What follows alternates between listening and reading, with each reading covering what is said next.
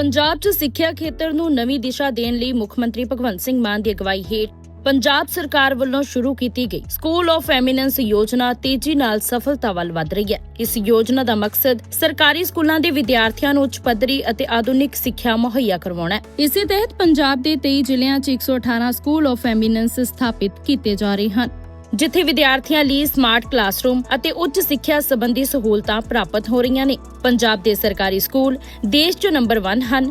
ਇੰਨਾ ਹੀ ਨਹੀਂ, ਸਕੂਲਾਂ 'ਚ ਪੜ੍ਹਦੇ ਵਿਦਿਆਰਥੀਆਂ ਨੂੰ ਮੁਫਤ ਵਰਦੀਆਂ ਤੇ ਕਿਤਾਬਾਂ ਵੀ ਦਿੱਤੀਆਂ ਜਾ ਰਹੀਆਂ ਨੇ। ਇਹਨਾਂ ਉਪਰਾਲਿਆਂ ਦਾ ਅਸਰ ਹੁਣ ਸਪਸ਼ਟ ਤੌਰ ਤੇ ਨਜ਼ਰ ਆ ਰਿਹਾ ਹੈ। ਮੈਂ school of eminence mall road the student ਹਾਂ। ਬਹੁਤ ਵਧੀਆ ਸਟੱਡੀ ਹੋ ਗਈ ਹੈ, ਜਿਹਦੇ ਕਾਰਨ ਗਵਰਨਮੈਂਟ ਸਕੂਲ ਦੇ ਬੱਚਿਆਂ ਦੇ ਵਿੱਚ ਕੌਨਫੀਡੈਂਸ ਆ ਗਿਆ। ਇੱਥੇ ਗਰਾਊਂਡਸ ਬਹੁਤ ਵਧੀਆ ਨੇ, ਕੰਪਿਊਟਰ ਲੈਬ ਵੀ ਇੱਥੇ ਹੈਗੀਆਂ ਨੇ, ਸਾਇੰਸ ਲੈਬ ਵੀ ਹੈਗੀ ਹੈ, ਇੱਥੇ ਕਲਾਸਰੂਮਸ ਵੀ ਬਹੁਤ ਵਧੀਆ ਨੇ।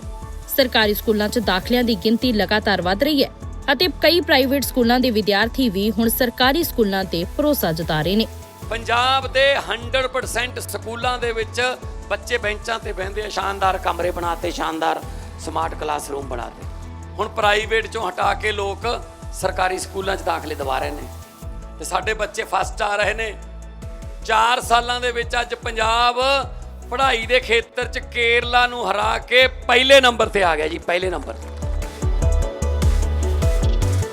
जंतर मंतर पे नौजवान और बॉर्डर पे किसान, कैसे निकलेगा समाधान? और दिल्ली के सियासी तापमान को बढ़ाता हुआ जंतर मंतर पे सीजेपी का प्रोटेस्ट, और इस सबके बीच कल प्रधानमंत्री आवास के बाहर जिस तरह से कांग्रेस पार्टी और राहुल गांधी, प्रियंका गांधी समेत कांग्रेस के कई नेताओं के साथ प्रदर्शन करने पहुंचे, और उसके बाद जिस तरह से पुलिस ने उनकी गिरफ्तारी दी, उसके खिलाफ आज संसद में भी प्रोटेस्ट हो रहा है। हमारे साथ बातचीत करने के लिए आम आदमी पार्टी के वरिष्ठ नेता सांसद मलविंदर सिंह कंग हैं।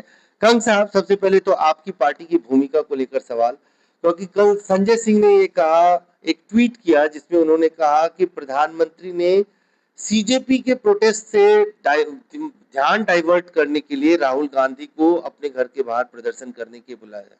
क्या इस तरह की बात हो सकती है? देखिए, हमारी पार्टी का जो फोकस है या मकसद है वो ये है कि जो स्टूडेंट पिछले लंबे समय से संघर्ष कर रहे हैं जंतर मंतर पे, जिसमें सोनम वांगचुक जैसे सोशल एक्टिविस्ट भी लगातार संघर्ष में हैं, हमें उनको सहयोग करना चाहिए। और जो उनकी ये वाजिब मांग है, जिस तरीके से बार बार पेपर लीक हो रहा है, नौजवानों का फ्यूचर खराब किया जा रहा है, उस पर जवाबदेही केंद्र सरकार तय करे और जिम्मेवार लोगों के खिलाफ कार्रवाई करे।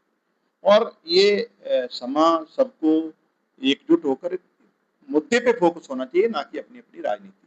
कल साहब, आपको लगता है कि कांग्रेस पार्टी और राहुल गांधी इसमें अपने लिए पॉलिटिकल अपॉर्चुनिटी तलाश रहे हैं, इसलिए इस तरह का प्रोटेस्ट किया कल उन्होंने? मुझे लगता है कि जो जिस तरीके से पहले उनकी सुबह मीटिंग होती है स्पीकर साहब से, उसके बाद आनंद फानन में जो प्रोटेस्ट किया है, कहीं ना कहीं ऐसा लगता है कि जो मेन प्रोटेस्ट हो रहा है उससे मीडिया को और देश का ध्यान जो है डाइवर्ट करने की कोशिश तो लग रही है। बात वही है जो संजय सिंह ने कही है, तो इससे आप भी वही बात कह रहे हो। लेकिन जिस तरह से उस प्रोटेस्ट को जो जंतर मंतर पे है, उसमें खुद आपके कन्वीनर जाते हैं और तमाम पार्टी के बड़े नेता जाते हैं, उद्धव ठाकरे रात को पहुंचे, आपको लगता है कि ये कॉन्सेप्ट ऑफ इंडिया ब्लॉक जो है वो डिसइंटीग्रेट कर रहा है?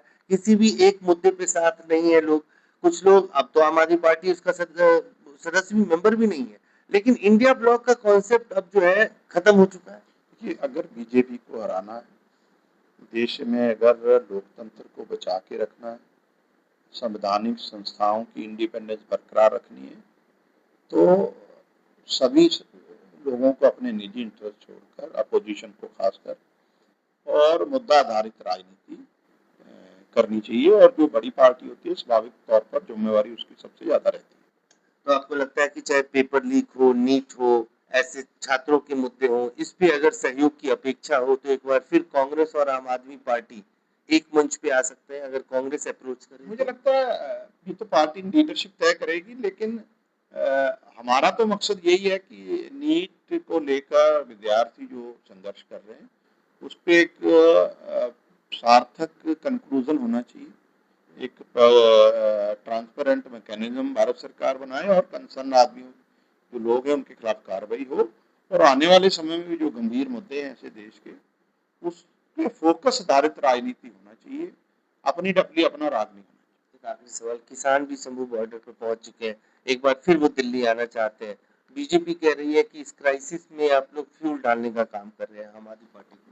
देखिए, बीजेपी का मकसद ही ये है कि कोई आवाज इस देश में उठे ना, पार्लियामेंट अपोजिशन रहित हो जाए, मीडिया जो है वो चुप हो जाए और तमाम जो सोशल एक्टिविस्ट हैं वो जेलों में बंद हो जाएं और कॉन्स्टिट्यूशनल जो इंस्टीट्यूशंस हैं उनका राजनीतिकरण हो जाए। तो ये तो बिल्कुल स्वाभाविक तौर पर ऐसा लग रहा है कि वो तो चाहते हैं कि लोकतंत्र ही खत्म हो जाए। तो ये तो जब तक हमारे देश में लोगों की जमीर जिंदा है, ये देश की डाइवर्सिटी जिंदा है, इस देश में लोगों का भाईचारा जिंदा है, तो ये तो पॉसिबल नहीं। उसके लिए किसान भी सड़कों पे आएगा, नौजवान भी आएगा, क्योंकि ये उसकी होंद की लड़ाई है। अगर आज यूएस इंडिया ट्रेड डील सिरे चढ़ जाती है तो देश की किसानी तो तबाह हो जाएगी। तो आज नहीं बोलेंगे तो फिर कब? ये तो बोलने का समय और सबको साथ आना ही पड़ेगा। साफ तौर से कंग साहब का कहना है कि ये मौका और ये समय ऐसा है जिसमें सबको साथ इकट्ठे आने की जरूरत है, फिर चाहे क्या किसान क्या नौजवान। कैमरामैन फिरोज के साथ अजय झा का